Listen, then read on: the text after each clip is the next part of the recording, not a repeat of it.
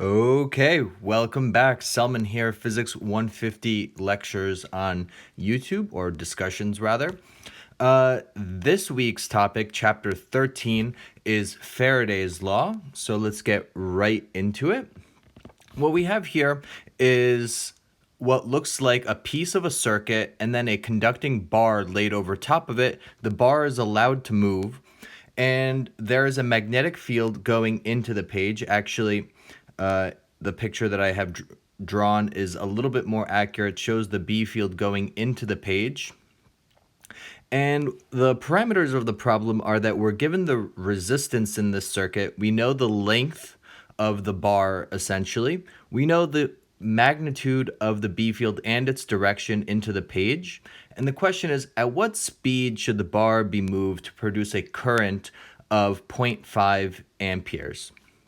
Now, the basic premise of this problem has to do with Faraday's law, which is the basic building block of chapter 13. And that's the idea that the number of B field lines going into a surface, that's the magnetic flux. And when that flux changes, what happens is that there is a EMF that is induced, which in turn generates a current that in turn generates a B field, which goes opposite to the that must be created so that it changes, goes opposite to the change in flux. So the way that this is written is the following equation. So I just want to, in this problem, what are we given? What we're given is the resistance, the B field, the length, and we know eventually that the current that we want to generate. So find the velocity that must occur for this to happen. And so the law that I was writing before was that the EMF that's induced, let's do absolute values, just there's a relative minus sign to indicate that it's got to be going opposite to the change of flux, but let's just deal with the absolute value for right now. And it says that the induced EMF is equal to the rate of change of time of the magnetic flux. So another way to write this is that the induced EMF is equal to d dt of what is the magnetic flux? It's the amount of field lines going through a surface. Oh, I'm used to the E field, so this is B dotted with dA. Now, if I want to compute the flux here, we know that the B field is uniform, so we want to compute the flux, so you have to define what surface you're talking about. And here we're going to be talking about essentially the surface generated by this closed loop circuit. So that's what we're talking about. X is the distance from the line that the resistor is on to where the bar is.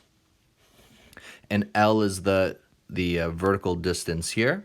So this is the loop this is the surface that we're talking about in this case, and the B field is a complete constant. So what that means is that you have that this is d dt of, well, the B field can come out of there, and the B field is aligned into the page, so we can just drop the dot product.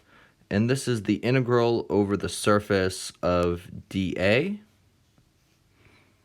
Now that's just the area itself, so what you have is that this is equal to d dt of B times A. The area is what? The area is, in this case, just, well, it's a rectangle, so we have that the area of that rectangle is length, the vertical length that I showed earlier, times x, which is the distance from the leftmost wire to the bar, so that's the area. And so finally we have that the induced EMF is going to be equal to d dt of B times L times X.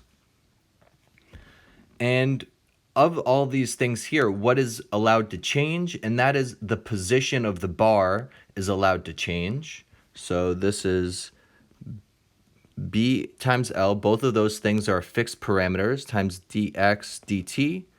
Well, this is just the velocity of that bar. So what we have is a result that's used fairly often, and that is that the induced EMF in a situation like this is equal to B times L times V. Very nice.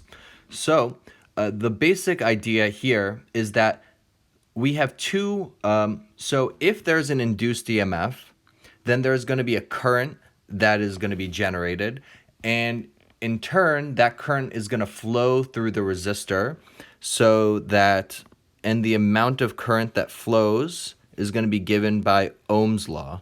This is essentially V equals IR. This is Ohm's law. So we're going to set these two things equal to each other. Just to give you a sort of pictorial representation, I'm going to quickly draw this circuit again. We have the bar like this. This thing is moving with some velocity v. You had the magnetic field that was originally given as part of the problem. That's going into the page, right? And so what's going to happen is the velocity v is moving, and the current needs to be generated in a direction such that it resists a change in the flux. So as this bar goes to the right, the flux is increasing into the page. If into the page is the direction of the area, then the flux is increasing. To make it decrease, we need a B field that is induced that goes out of the page. So this is the induced B field. And in order to create a B field that goes in that direction, what you need is a current, and that current needs to be going, if you use your right-hand rule, it needs to be going like this. So this is the induced current, just to give you an idea of what's going on there. So this induced current is going to be going through the resistor, and so because the potential should be computed the same either way, we have that IR is equal to B times L times V, and we want to solve for V. Essentially what I did was I set these two equations equal to each other because the E here and the E there should be the same. And so solve for the velocity, and that's rather readily done. Just divide by B times L. So we have that V symbolically is equal to IR over B times L. Okay, so that's actually all that we want, because we are given all of these other parameters. I is equal to 0.5 amps, R is equal to 9 ohms, B is equal to 1.7 Tesla, and L is equal to, it looks like, 1.2 meters. If you plug all of those things in, what you get is that this is 2.21 meters per second, which is exactly what Jesse also got. So I took a little bit of the scenic route. Hopefully that was helpful. I will see you guys during the next video. Okay, bye.